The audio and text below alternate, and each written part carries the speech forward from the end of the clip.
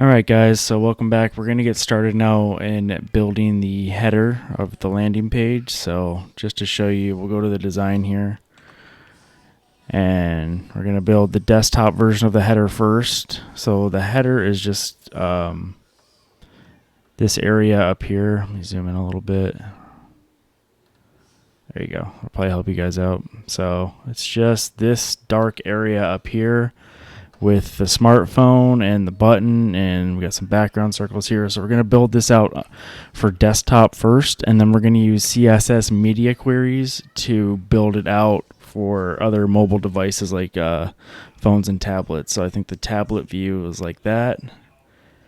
Pretty much looks the same. It's just like things are probably going to have to adjust like the sizes of the heading and stuff like that. And then for mobile, you can see it looks a little bit different. We take out, the phone is way smaller because it'll fit on the screen, and then we take out these background images for mobile, and we'll have to adjust the side, the text and everything. But let's get started with the desktop here.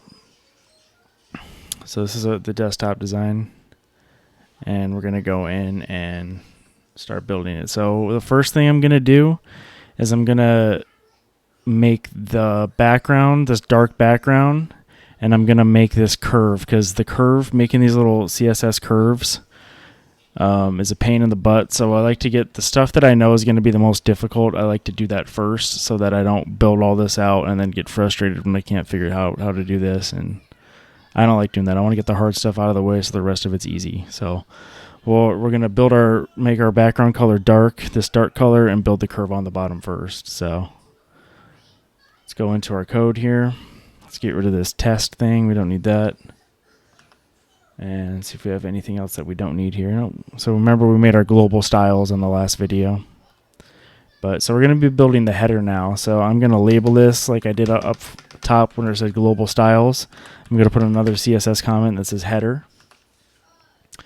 And that way it just keeps our stuff organized, so when we're scrolling through our code, we can know where we are immediately. So let's go up here, and we're going to get rid of this container for now.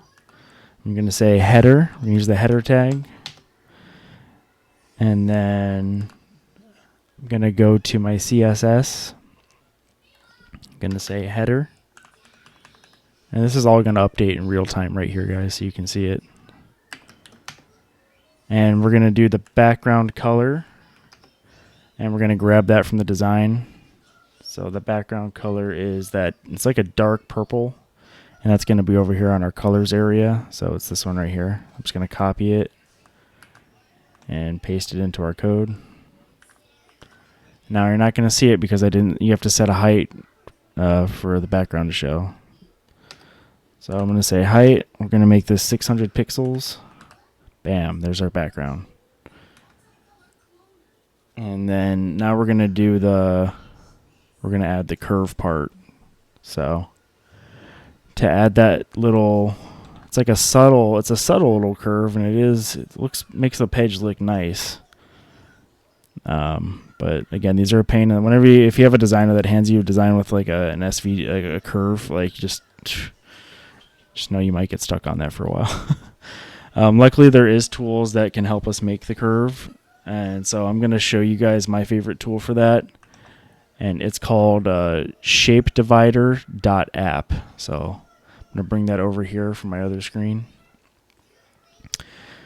And I'll reset this here. I was already kind of messing around with it before I recorded the video. But what it does is it helps you make these, like, I'm sure you've seen websites where they have like these wave patterns, or they have curves, or like, what's another one? Like the split, triangle. We've all seen modern websites. This is like the trend now to make websites with this thing. Again, it's not my favorite trend. It's annoying to have to do, but that's the trend nowadays.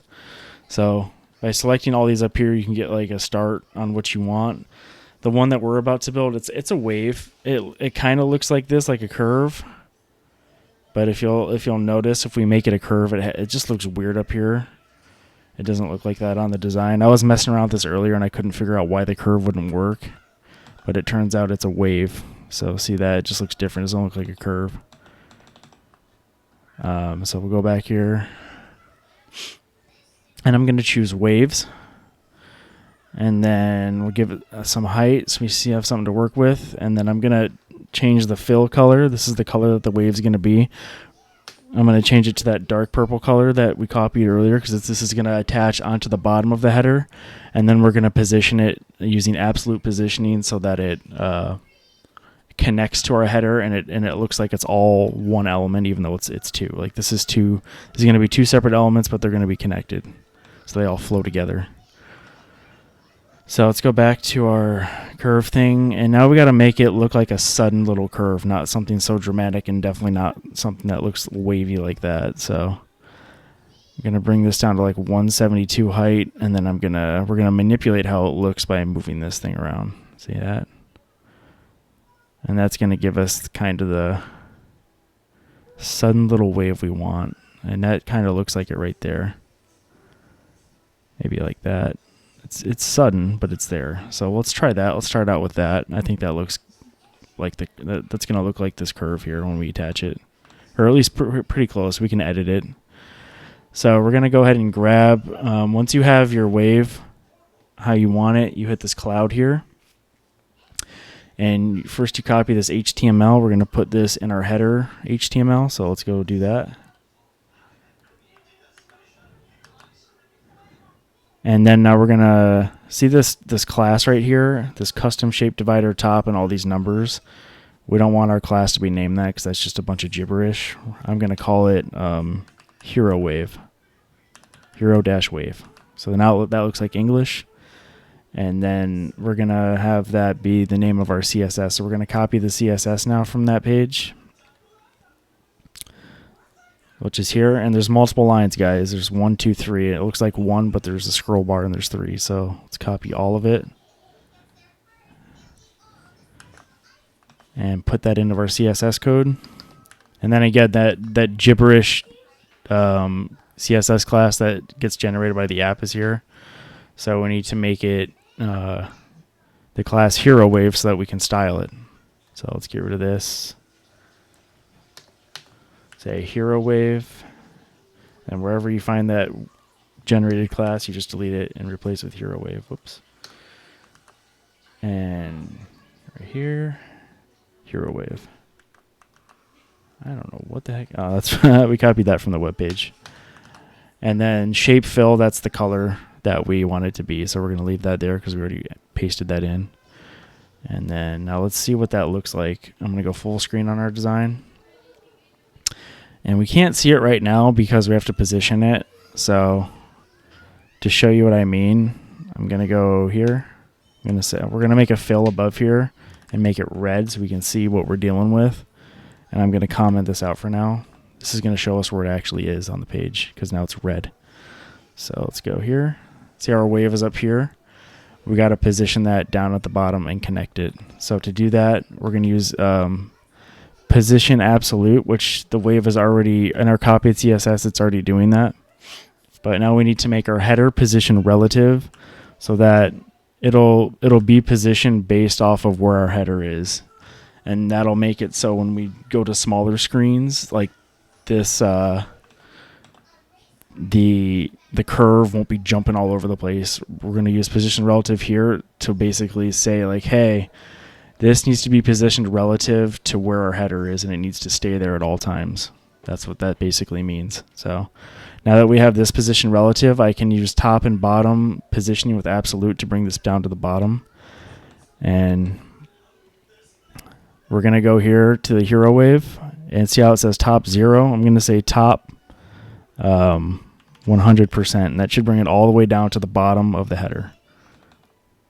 Let's see if that works. Bam, it did. Because we want it to be 100% from the top, which brings it all the way to the bottom of the header. And now that that's there, we're going to go ahead and bring the color back, the fill color, to what it should be. So let's get rid of this red.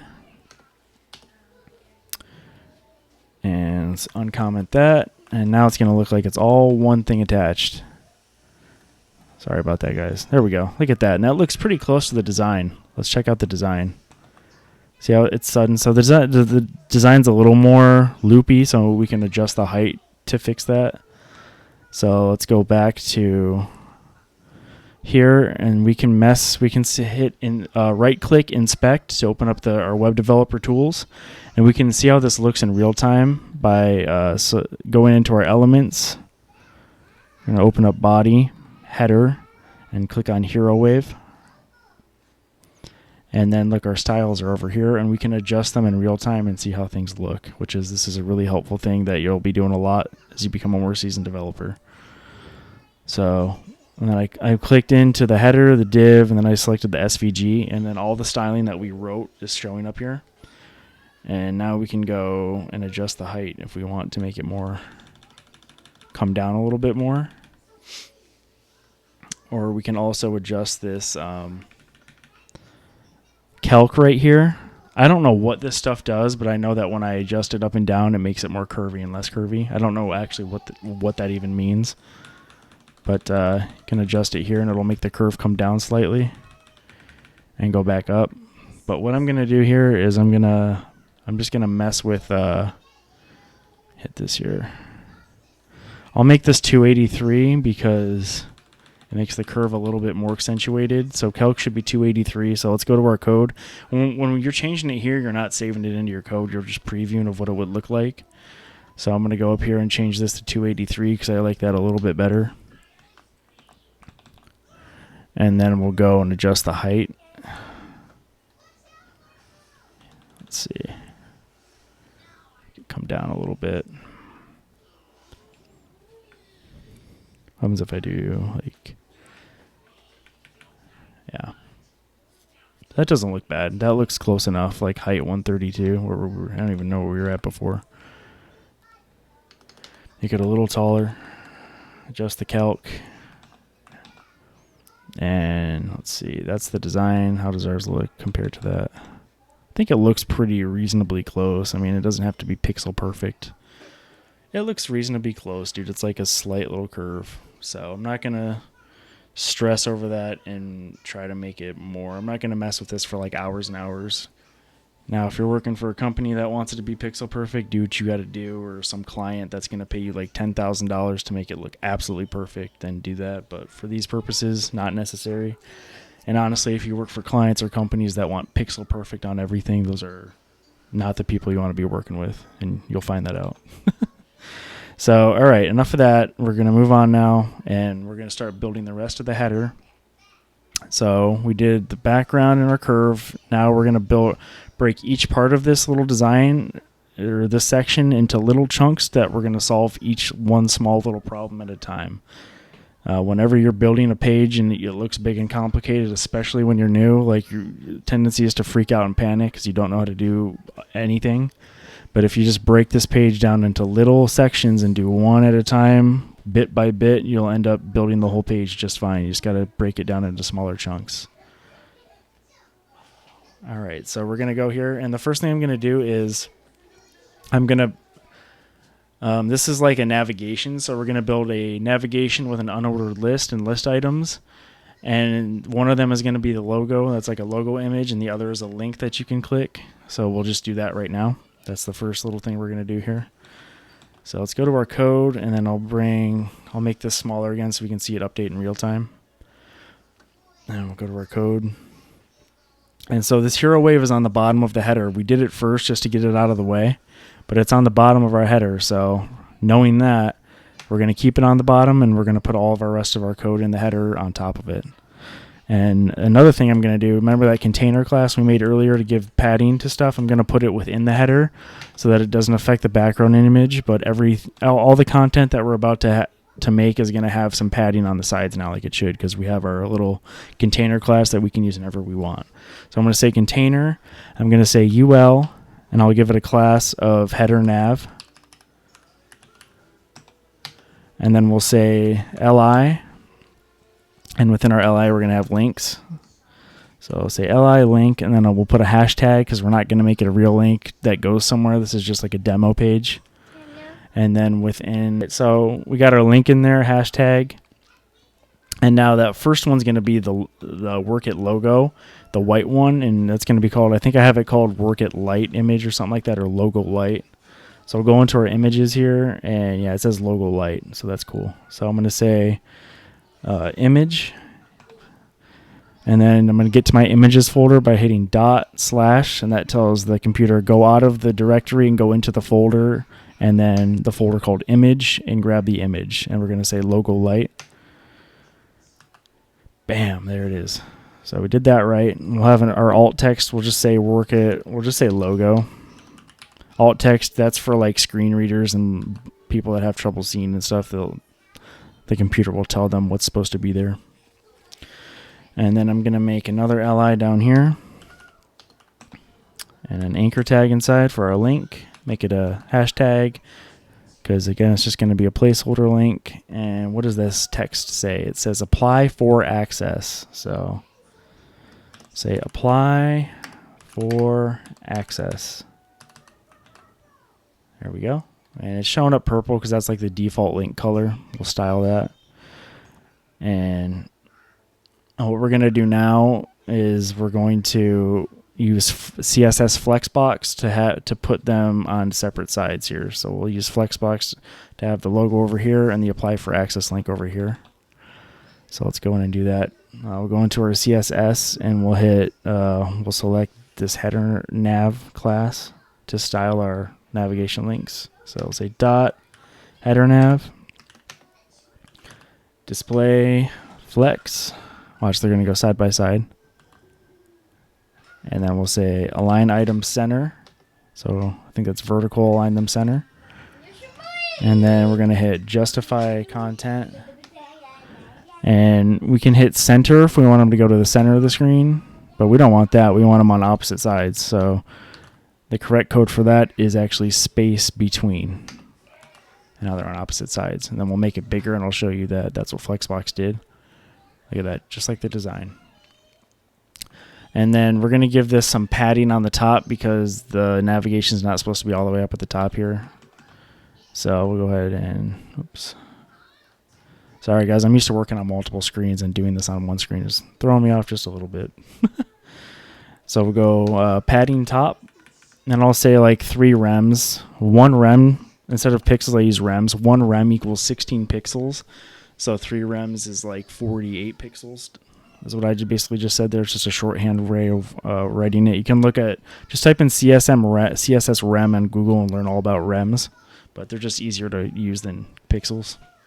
So there we go. Now it's not on top.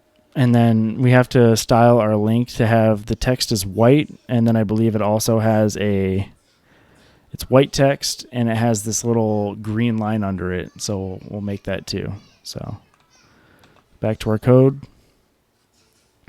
And we'll say header nav A. So we'll select header nav again. We'll copy this. We'll say all of the links that are within the header nav list, which is just the one that we're going to style. We'll say we want the color of that to be white. And then I'm going to see what the font size is for that in our design. See if it tells me, because I think it looks bigger, but I can't really tell. Font size is 18, so it's actually good. We're good to go there. We already have I think we have all of our links set to 18, right? Let's see. I think we did that earlier. P and A are font size 18. Yep, so we'll keep it that. That's good to go. But now we need to make that, got to make this green line under it, which is kind of silly, but it's one of those little design quirks that a designer thinks is cool, so we'll have to do it, right? So I'll put a green line under it, and I'm going to do that by making like a div and making it have a border and a height and a width. That's how I'm not going to use text decoration because it looks like this is down a little bit more than it would be. If we made this using text decoration, the line would be right underneath the text and we wouldn't be able to give it that padding. So it's little details that we're gonna make as well as we can. So let's go to our second link, and let's see, in here we're gonna make the div. We'll make the div within the li of our apply for access. So we'll say div green underline is gonna be the class. And now what that did, I'm going to leave this empty and we're going to use CSS to style it, but now there's like an imaginary box right underneath this apply for access. And now we're going to make it look like a straight line, and I'll show you how we're going to do that with CSS. So I'm going to copy the green underline class, put it right here. Whoops. There we go, green underline. And let's see, we're going to say background color. It's a like a lime green color that the design uses everywhere, and we're going to grab that over here in our Figma file. I'm going to copy that and paste it over. Get this back here. Boom. And then we're going to give it a width of 100% because I want it to be the same length as the element above it. So we'll say 100% of that, please. And now we still can't see it because we have to give it a height, and I'm going to give it a height of like 2 pixels. There it is. That's how you make a straight line with a div. And then we'll give it some padding top of like a couple pixels to make it look exactly like the design. Like 3 pixels maybe. And I'd say even more than that, maybe like 5 pixels. Bam. Okay, oh sorry, not whoops. Not padding, sorry, margin top. Padding is going to make it fatter. We don't want that. We want to use margin and push it down. There we go. And then let's actually make this like 3 pixels big. Cool. And maybe margin top 4. Okay, let's check out the design. That looks pretty dead on. Maybe 3. It's like a little closer. That's good enough. But there you go. That's how you do that. And that I noticed before that this has a hover state when you hover over it. We'll go over to our, so this is the desktop design. We'll scroll bar over. This is the active desktop, and it's just telling us, hey, when the user hovers over this link, have the text turn green, just the same color as the line. So we can do that fairly easily. Let's go back into our CSS and make that happen. So we'll say header nav A color white. We're going to give it a transition. Go. We'll say all, or we'll just say all we're really doing is changing the color on it. So we'll say color. 0.2 seconds. Ease in. And now we're going to grab the hover state of this. So what that transition is saying is when we hover over the link, we're going to change the color of it, and it's going to take 0.2 seconds to happen, and it's going to ease in. So it's going to give like a little animation. Say hover. So we're selecting the same thing, but we're just putting the hover pseudo selector on it. And I'm going to say color, that green color. VS Code already saves all the colors we use, so I'll just have to pretty much do that, which is nice. And I think that's it. We're changing the color, right? So let's see if that works. Yep, it does. See how it eases in? That's where that transition, that's why we put transition on there. So it eases in and looks good. So I think that's it for that, right? Yep. And then we'll be doing that same thing on this button down here. See how it changes to that color when you hover over it? And that's before. So we'll do that in a little bit though. So what do we got next? Next we'll do, and let me show you guys how this looks on the full screen. Looks really good. You can see this gets a little bit more pronounced as we go down, so we can make it less loopy like that with CSS media queries, but we're not doing that quite yet. But we can manipulate that later. But so now we're going to do the text. Data tailored to your needs is our text, and it has a button under it. So let's go ahead and knock that out. Let's go into our HTML, and we're going to still be within our container class that we made, so we'll go right underneath the UL. And I'm going to put our text and button in its own little container, and we'll call it .header text. And then we're going to have an H1. It's going to be the main heading. You should only have one H1 for a web page that you build, and it should always be the biggest heading on there. So this will be our one H1. And it says data tailored to your needs with another green line under here. So let's see. Data tailored to your needs. And you can see the text appeared here. So what I'm going to do is I'm going to, I think, is all of it white? I might go to header up here and just say color white, so everything is just like, all my text is white by default. There we go. And then what we're going to want to do now is position this in the center and stack the text on top of each other so it looks like the design. See how that it's big, it's centered, and it's like stacked on top of each other. So we'll do that here. And this text looks, this Manrope text, it looks different, or not Manrope, Francis, the one that we downloaded, it looks different than ours. Looks way different. So this must be like a lighter version of Francis. In our file, it says to use semi-bold for everything, but I don't think that's accurate because that looks like it's a much lesser font weight. So we might go into Google Fonts and mess with that because I don't think this file is correct just looking at it. So whoever made this file for Front End Mentor, no good, man. I think you messed us up a little bit there. But that's okay. We can just observe it and know that we have to fix it, so that's okay. All right, so let's center it, make the text bigger, and stack it. So we'll say dot header text H1. Header text. Actually, first we're going to say dot header text, and we're going to give it some margin on the top to push it down. Say like 5 rems, because we don't want it to be right on top of our navigation. I think that's good. Let's see, and the design, how far down it is. Yeah, that's good. That'll do. And then I will say dot header text H1. I'm going to say text align center. And we're going to give it a font size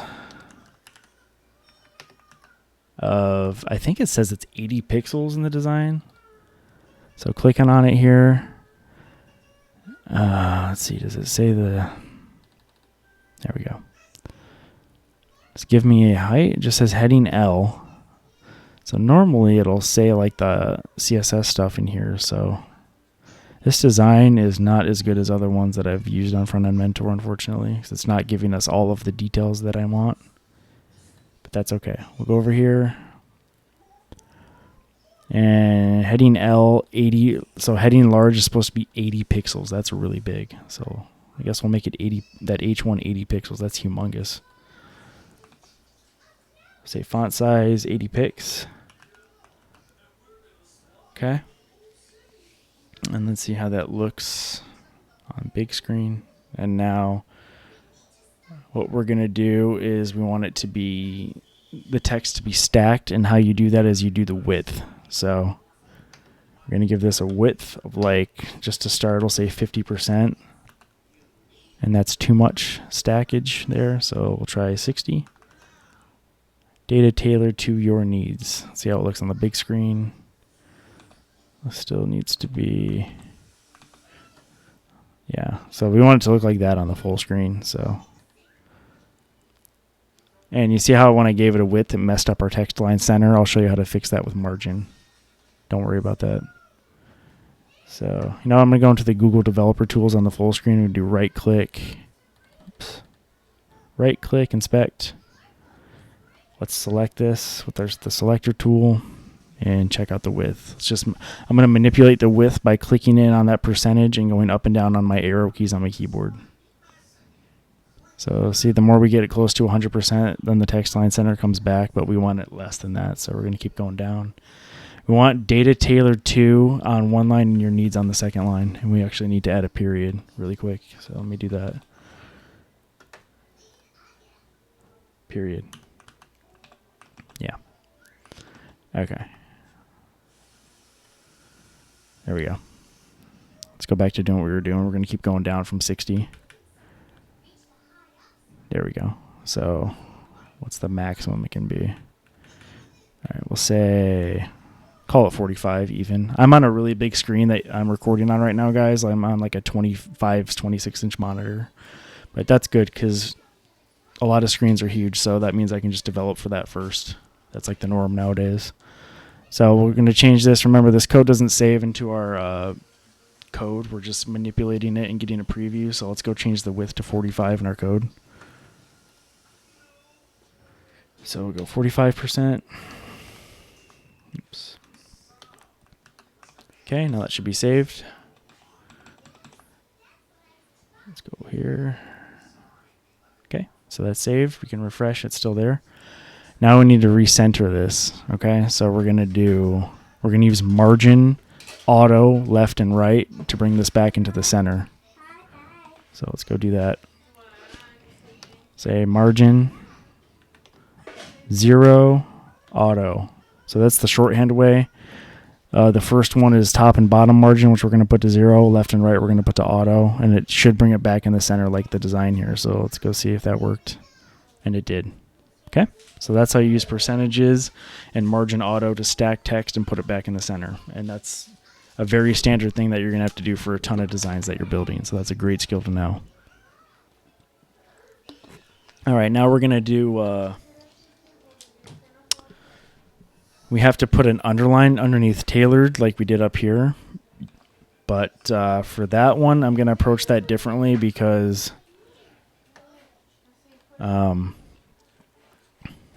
we don't really have a way.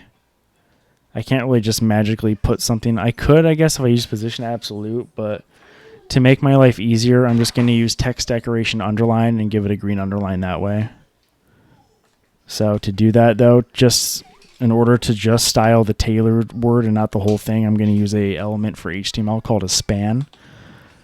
And that allows you to put something in here in an instance like this that you just want to style one piece of like text or something and give it its own separate styling from the rest of the stuff. So we'll say span, give it a class, and we'll just call this class text underline.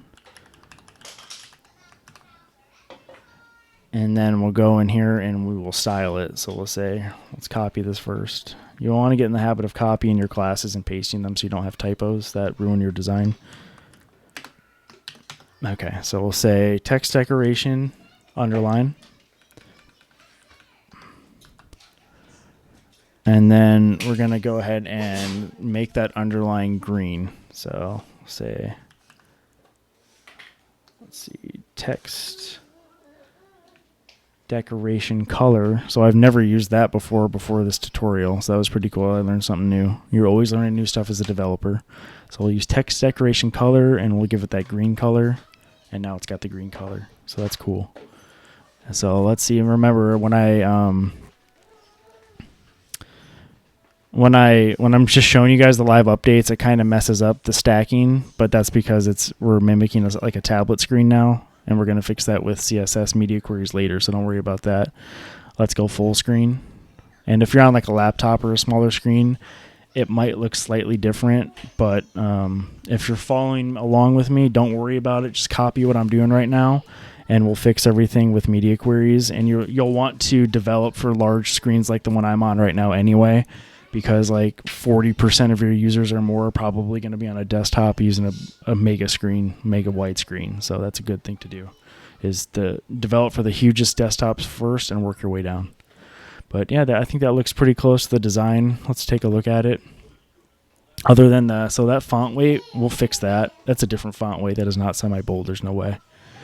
And then the gap, the line spacing, like I told you guys about the last video with the paragraph, looks a little smaller than I have it. So I have it, I think it's like default, and there's a lot of space here, and it looks like less. So I'm going to go to my H1 and say line spacing, or line height, I'm sorry. Line height, I'm going to give it a line height of 1, and that should bring that gap down. Yeah, now let's see how it's closer together. See, we'll go by how the D is to that line. Let's see what it looks like. Yeah, that's like dead on. So nice job. Nice job, me.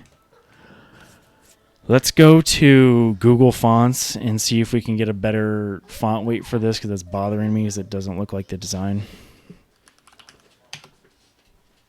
So sometimes you'll have to go back and backtrack. It's normal in development, guys, so don't get discouraged.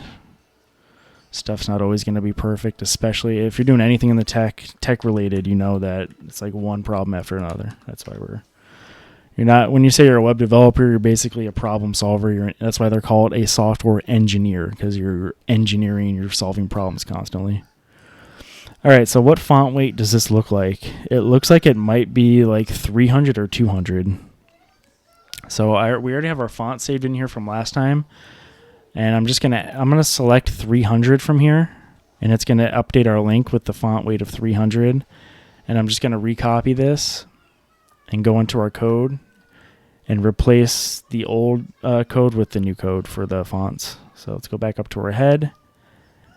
My font, Google Font Start here. I'm gonna just delete that one and put the updated one in.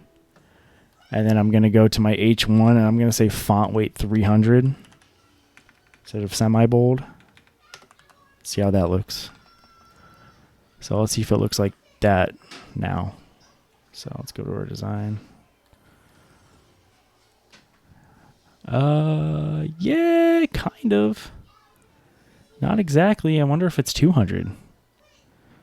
Let's see. I wonder if it's 100. It looks super light, man. So let's add 100, recopy this. It just looks so light. This is very strange. Usually these, when you get a Figma file, everything's in there for you, but there's just no way that's right. There's no way that's possibly semi-bold. So leave me a comment if I'm just crazy here. If I don't even have the right font somehow, you let me know in the comments. Say, "Hey Nick, you're an idiot. Like you don't know what you're you don't know what you're talking about." Let's see. I don't know, guys. I guess we'll stick with 300. I'm not gonna fight it anymore. It just looks so weird. It looks like not even that same font, really. Doesn't even look like the font that we're supposed to be using, supposedly. Let's see. Yeah. Weird. Oh, well, I think that looks better anyway. So you know what? I'm going to keep it like that, and we're just going to move on. If I'm using the wrong font or I got something messed up again, leave me a comment and let me know what font I should be using and what I'm doing wrong here. All right, so we got that. Let's go ahead and make our Learn More button. Nice call to action here. That should be pretty simple. Let's go into our HTML and we'll go right underneath our header text. So that div is here. See how it's underlined? I have that so I know where I am. Say button. And I'm going to call it header button. A class of header button. GA header. I'll say BTN. That's like short for button in coder speak, web developer speak. We never type out button. It's always BTN. Don't know why. It's just how it is. It's how I learned. It's how all senior developers have always done it that I've seen. So, see, Learn More. Is that capital M? See, you know what bothers me is another web trend where it's like capitalize one letter and not the other one. I don't understand that. It's little quirks that like people do as developers is crazy. But anyway, so we got a class of header button. Let's see how that looks in real time. Let's get our design back up here. There's our button, not styled, way out of the flow, not where it should be, but we'll fix that. So it's got this green background. The text color is the purple. It's got no borders, so we'll do all that now. And I just know how everything off the top of my head, because after a while, I know CSS can be like really challenging when you're first learning it, and you're like, how am I ever going to remember this? That just comes from building projects on your own and looking stuff up and just hammering it in your head over time. Then, like me, you'll be able to look at a design and already build it in your head before you even write a line of code. Like you'll know exactly what to do. It's an awesome feeling when you finally get there. You just got to keep going until you get there. So header button, I'm going to display this as block. So that, I think by default buttons are inline, so you want to make it block so you can position it with margins and stuff. I'll say margin, top and bottom, we'll do 2 rems. And then auto, that should center it like we used for our text. Yep, it did. And then we'll say background color, green color. We'll say color of text, dark purple color. Say border, none. And then we'll give it like a height and a weight. Or sorry, height and a width. Let's see what the height and width is according to Figma. Does it tell me? 161 by 61. So 160 by 60. Let's see. See height. Or no. Yeah, we'll do height as 60. And width is 160.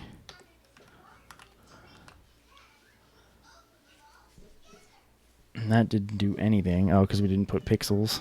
Duh. Gotta put pixels after it. There we go. I think that looks like the button. The font needs to be bigger, for sure. Is it 18 pixels? I don't think it is. Because I know our default font weight for stuff is like 18 pixels if it's not a header. So, or font size. Oops. So let's go font size.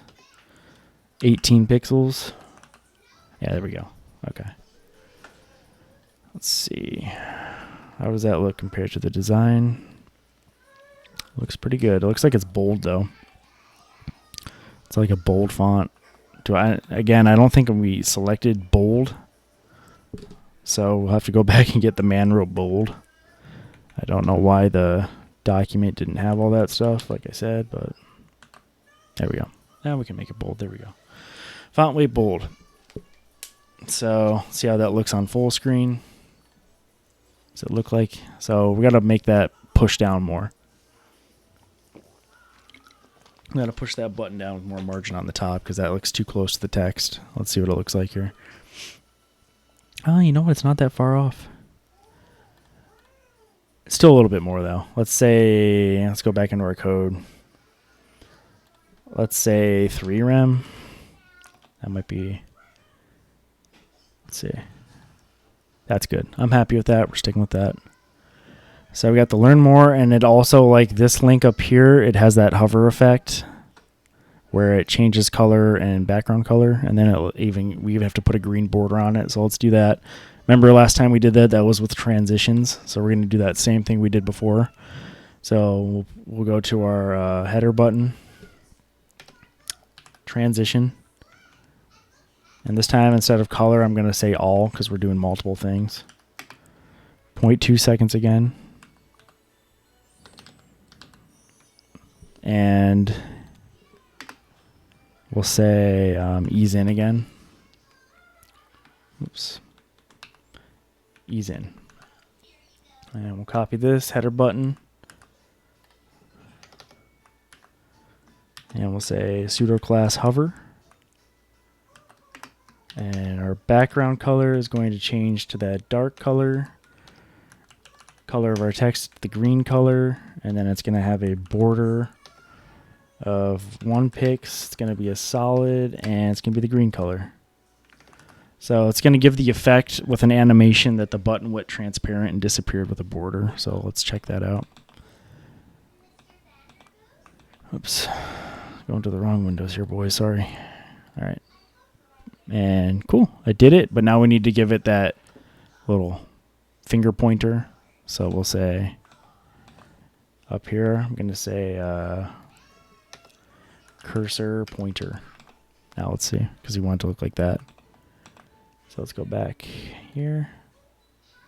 There it is. Beautiful. All right. Next we'll do the giant smartphone that sits on here. And that's going to be position absolute like we had to use with the curve. We're going to have to use position absolute on here so that it goes over this in another section. See how big this thing is. This thing is, what, 700 pixels supposedly? Wow, that's huge. That is massive. So let's do this. We'll go underneath the button.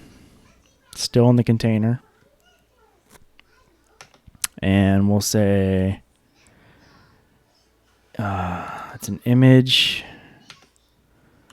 / go to my images folder, and it's the image hero WebP.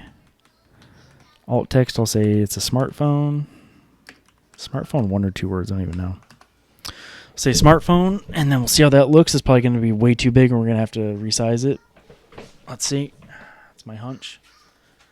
Yep, it's there. It's really big, though. So let's go ahead, and I'm going to resize it down to like 600 pixels to start, I think. Maybe even 500. I don't want it to be so massive.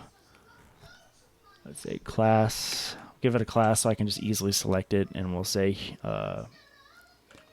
hero image. And then we'll go here and say dot hero image. And we're going to say display block, because all images are inline by default, I believe. You always want to display stuff block if you're going to be moving it around and manipulating it. And then we got to do the width. Let's give it a width of like 500 pixels just to see how big that is. Let's see. Oh, that's too small. So maybe that 700's correct. Say 700. Come on, I wish my tab button would work. Yeah, that's good. I'm going to keep it at like 700. I think that's good. It says 715 by 427, so we can go up to 715, I guess. And then obviously for like smartphones and stuff, that phone's only going to be like 200 pixels big, but to fit on the screen. For super wide monitors, which we're developing for first, you can make stuff big like that. All right, so now we got to position it like over here, and we're going to do absolute for that. And then we have to give it a Z index so that it sits on top of everything. So let's see, position, absolute. We'll start by doing top 0%, left 0%. And then I'm going to say Z index of like 5, just so that anything Z index 1 and up means it's going to sit on top of everything. I'm just going to put 5 to be dramatic and make sure that nothing can ever go on top of it. So you can put 1 if you want. There we go. Now it's sitting on top of everything, and it's way up here. So now we're going to position it by doing right-click inspect, and we're going to use our arrow keys to put it where we want it, so that we don't have to do guessing in our code. So let's go top. It's supposed to be like halfway down. Like right here maybe. That's probably down too far. For now I'm going to say 80%. I'll just stick with the 80 for now. Save that. And now we'll do left.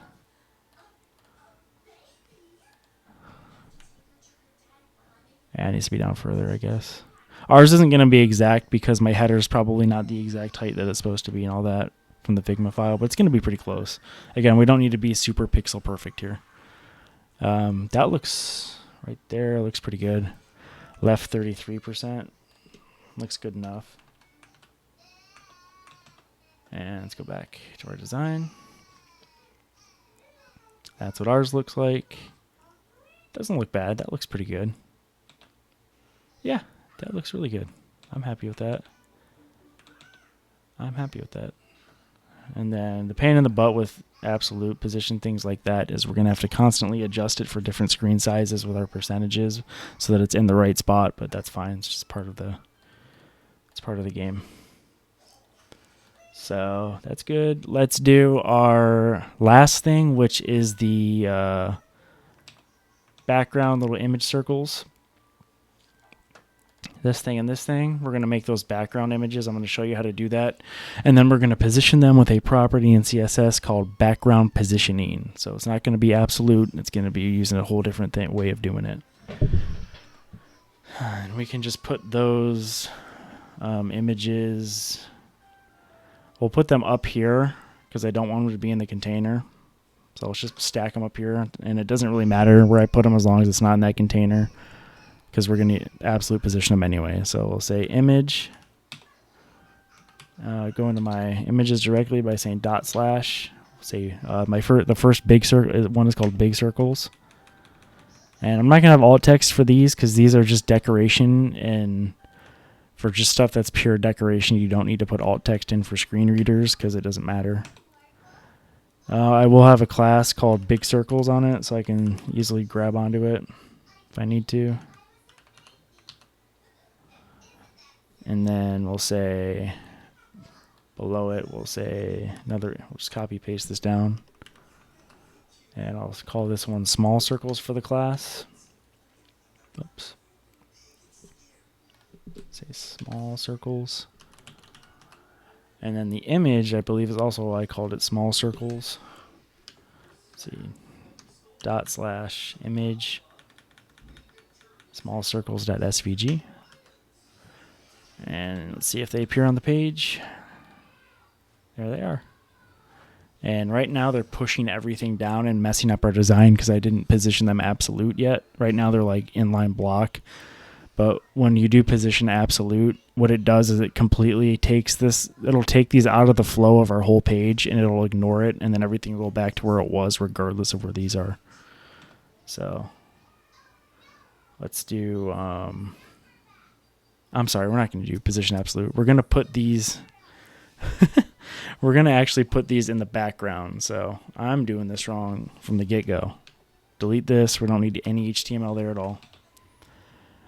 The reason that so you might be asking yourself like, well, why don't you just use position absolute, Nick? Well, I'll tell you why, because when you have, there's like a little quirk in CSS where when you have like more than 2 or 3 things, or when you're trying to do multiple things, position absolute in one area, and you give it like the top and left percentages, for some reason it'll cause what's called overflow. And overflow is where you'll get this bar on the bottom of your web page, which you don't want, and then it doesn't go away, and it just like uncenters everything. So you can only use position absolute so much before you have to use background images for stuff like this, so that it won't affect the document and give you what's called overflow. Okay. And you can write a whole book on that, but there's a bunch of little CSS quirks that exist that you're going to run into if you're a new developer and be like, why, that doesn't even make sense, and it just is what it is. You have to find workarounds. So with that said, let's make these background images in the header. So we'll go back up to header. We're going to do this all in CSS, guys.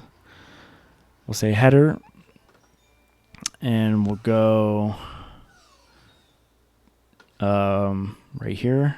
We'll put it on top of background color. We'll say background image, and we'll say URL, and then we'll put our big circles in here. There's that one, and then we'll put a comma, and then we'll do our other image. You can add multiple background images. So we'll say URL / image small circles, and now they will be background images and they won't mess up the whole design. So check this out. They're there, but we got a million of them because by default background images repeat. So we're going to go into our code and say, hey, don't repeat, we only want one of each. So let's go below that. We'll say background, it's called background repeat, I believe. Yep, background repeat. Thank God. Again, you're never going to remember all the code, so things like VS Code that have these little reminders are a godsend. And don't ever try to memorize a bunch of code, dude. That's just not going to work. So we'll say no repeat, and then we got to say no repeat twice because we have 2 images. So no repeat once, no repeat twice. We should have one of each now, so let's go back and check that. There they are, one of each. And now we are going to position them by using a property called background position. So I'll say background position. And for background position, I think you can use percentages, pixels, or viewport height and viewport width. I usually like to use viewport width and viewport height because it's just easiest to navigate with. So I'll say 0 VW, which stands for viewport width, and 0 VH for viewport height for our first image. And then same thing, since there's two images, you're going to put a comma and you're going to put the same thing. So we're controlling each image, the first one and the second one. See how that looks? Okay, they're there. They're both at 0, so they're on the top corner. And now we're going to use our good old Google developer tools to grab onto them and move them up and down, left and right in preview mode, and then copy the code over to our regular code. So do that. In my selector, I'm going to grab this big image. And since they're background images, we're just going to grab the header, so it's already grabbed. And we should be able to go in here. And this 0 view VW, this is going to control the big circles one, because that's the first image that we have. So let's see if we can go. Why is this not checked here? Let's see what the problem is.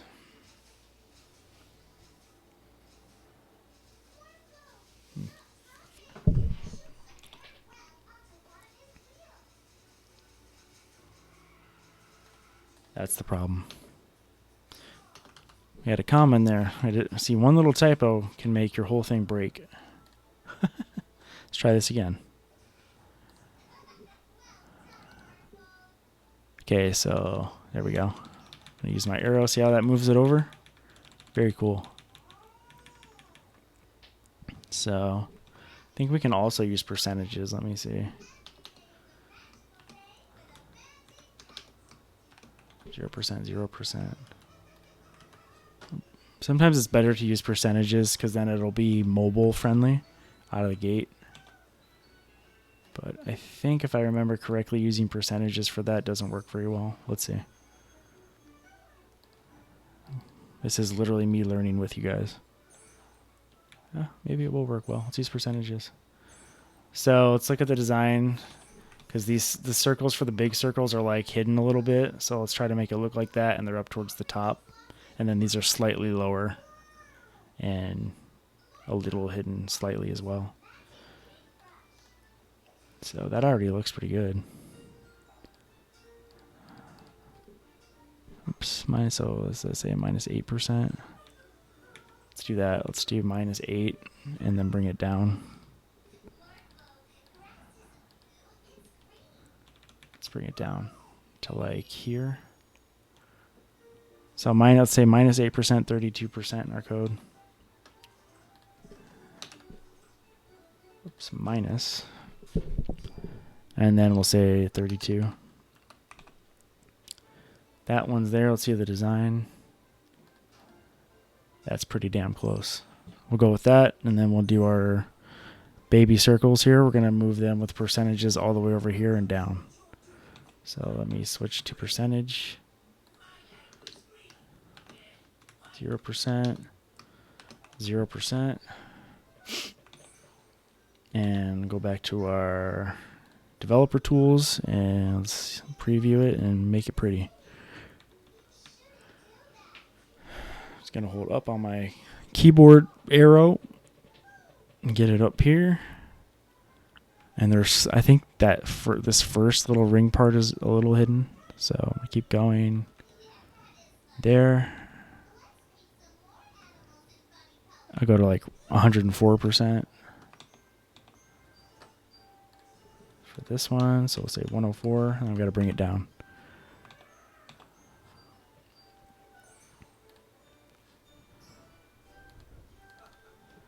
Let's bring it down, down, down. Speed arrow bar up. It's got to be slightly lower than the other one, so we're just going to eyeball it. There we go. It's like right there, so 83%. Look at that. I think that's pretty close. Pretty close to the design. Let's see. Bam. Let's get rid of this. And let's go to the design. That looks pretty close. I'm happy with that. And then let's see if these shift a lot. Yeah, see, when you like resize the screen, they're gonna move out of position to where they need to be. So, but we'll fix that with media query. So again, no worries.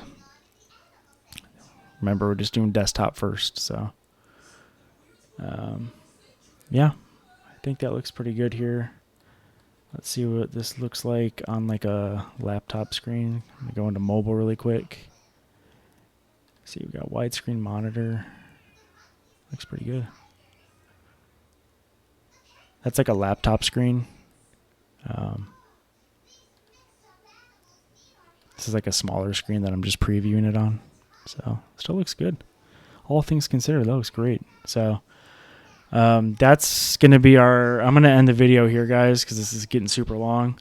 So that's the header desktop version that we did a really good job of cloning from the design. The next video, we're going to use media queries and make it fit on smartphones, tablets, and all screen sizes, landscape or portrait. Then I'll show you guys how to do that. So yeah, go ahead and tune into the next video here, and thanks for watching.